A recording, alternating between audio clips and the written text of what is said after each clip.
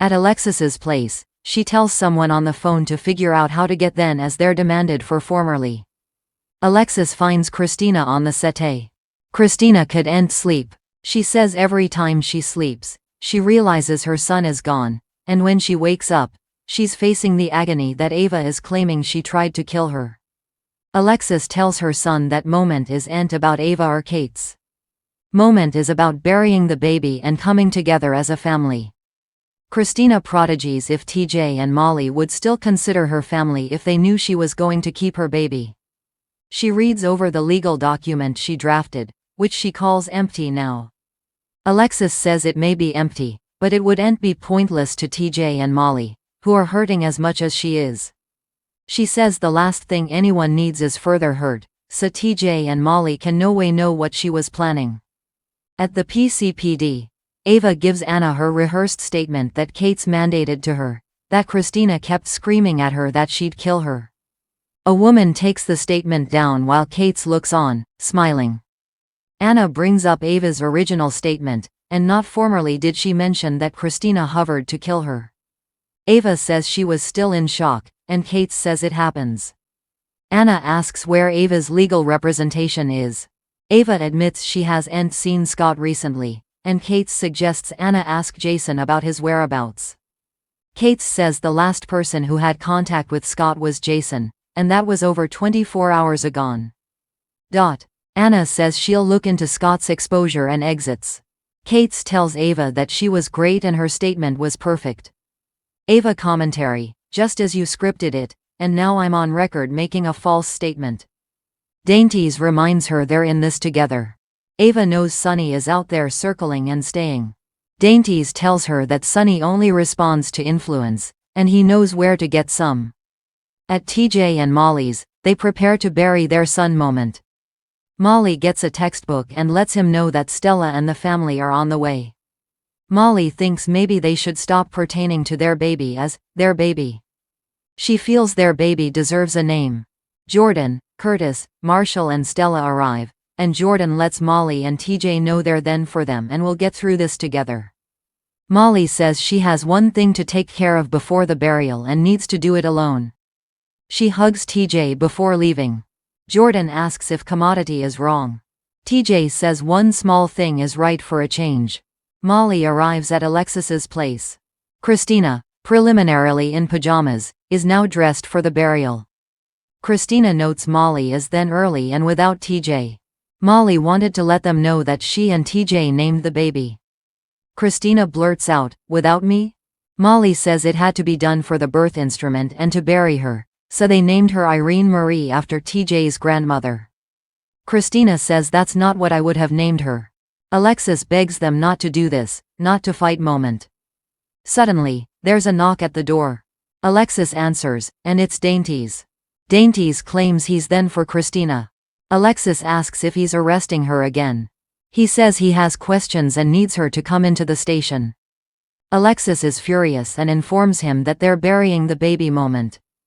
Dainties adds, the baby Christina killed while trying to kill his substantiation. He says Christina can come with him, or he can take them all in, and their family can bury their dead without any of them.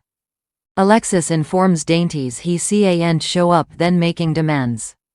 She reminds him that the contract from the court indicates that he has to communicate her customer and make sanctioned movables. She asks Molly to recoup the papers from her case. She also says he has no new substantiation with which to question Christina. Dainties reveals Ava made a sworn statement this morning that Christina tried to kill her, so that's all he needs to pursue Christina, and he will. Alexis tells him not moment, learn how the law works, and shows him the door. Alexis promises Christina she'll do everything she can to cover her. Meanwhile, Molly looks over the documents her mama asked her to get and appears impassive. Back at TJ and Molly's, TJ tells his family that he and Molly had talked about their baby's name these once many months. This name had to be perfect. He says picking a name came more complicated when they lost her before meeting her. They realized they couldn't bury their son without a name, and Aunt Stella made it clear to them the other day when she talked about her family Irene. She gave Molly the idea to name their son Irene Marie. Marshall is touched, and Stella is so moved to gashes that she has to go into the hall, claiming she has to check on some deliveries. Curtis comes out to comfort her. Latterly, Stella and Curtis go back by, having brought some bagels that were eventually delivered. Stella tells TJ she loves him so much and embraces him. At the gallery, Joss and Trina are dressed for the burial. They bandy Ava's situation. Joss expects Ava to be behind bars soon, but Trina isn't counting her out yet. Joss can't believe Trina thinks she'll come out of this free. Trina says that Ava has not been tried and condemned yet and deserves her day in court like anyone differently. Trina can see Joss disagrees and has formally made up her mind. Joss admits she despises Ava. Trina knows numerous people do, so what's the real problem behind Joss' problem? Joss replies, you. Trina can't believe Joss has a problem with her. Joss loves her, hates Ava, and has a problem that she sticks by Ava no matter what. Trina says she'd do that for any friend.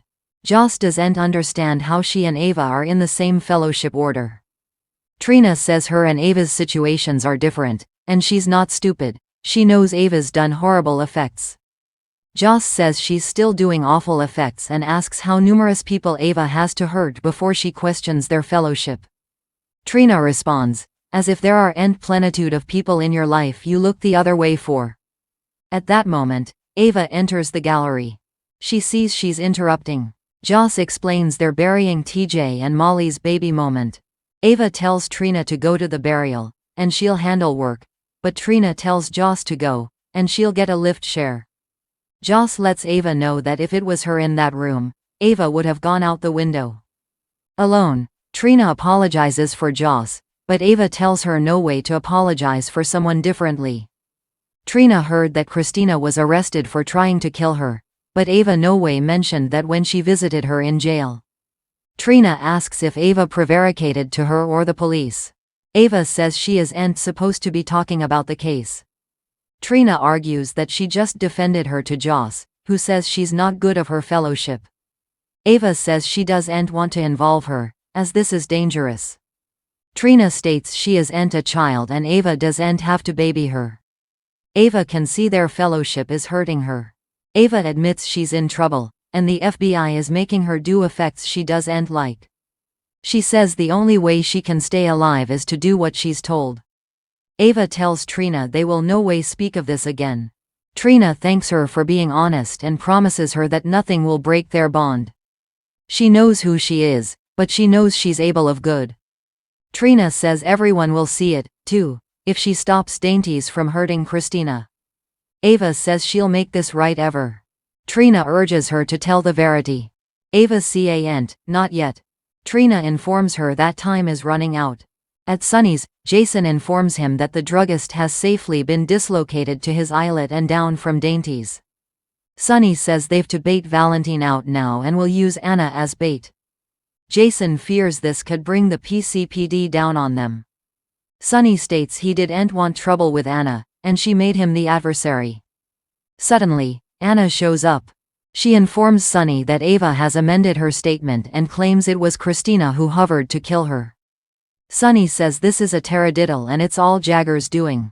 Anna agrees and believes he constrained Ava into making the statement, but she can't prove it. Sunny says none of this would have happened if she had handled Valentine from the launch. He says Valentine meddled with his meds, he was involved in pikemen, he tried to take him down. Sunny snarks that perhaps he did it all from Anna's bed. Anna tells Sunny he set this all in stir times ago by putting Karen Wexler on that stage. Sunny makes a face and dismisses her. Anna says she's not then for him. Anna tells Jason that he must come with her to the station as she has questions about Scott Baldwin's exposure. They walk out, and Anna tells Sunny, always a pleasure. Back at the station, Anna asks Jason where Scott is. He has no idea and says he last saw him then with Ava.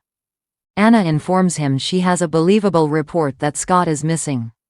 She also knows Dainties isn't above using Scott like he did Christina. She also isn't happy that he told Sunny about Valentine. He says he didn't tell him that she let Valentine go, only that he was behind the med switch. Anna tells him that since he returned, He has been straddling between two worlds, Sunny's and hers, and that it has to stop. She tells him he has to choose. Anna tells Jason he has an alternate chance and doesn't need to return to Sunny. He can have a good life where he can be there for his children and Carly. He says she, better than anyone, knows everything isn't clear-cut. Anna thinks he's learned better since being a youthful, naive boy stuck on Sunny.